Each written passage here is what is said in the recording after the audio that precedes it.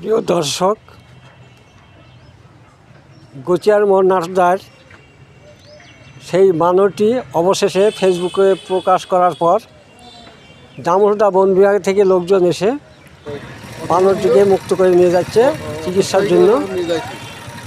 তারা চিকিৎসা দিয়ে আবার বনের পশু বনে ছেড়ে দেবে। এ সম্বন্ধে তাদের সাথে একটু কথা বলি। প্রিয় দর্শক, বন বিভাগ থেকে এই বানরটাকে চিকিৎসার জন্য চলে এসছে।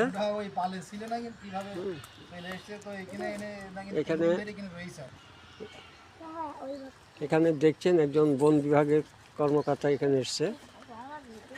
তার সাথে আমি একটু কথা বলি। আসসালামু আলাইকুম। আপনারা তো খোঁজ পেয়ে এসছেন এখানে এবং দ্রুত এসছেন। আমরা চাবো যে এই বন্য প্রাণীটিকে নিজ গন্তব্যস্থলে পৌঁছে দেওয়ার জন্য, যে সুস্থ করার জন্য, এটা যাতে সুস্থ হয় সেই ব্যবস্থাটা অবশ্যই আপনারা করেন এবং বনের জিনিস বনেই চলে রাখ, এটাই আমাদের কাম্য। ধন্যবাদ।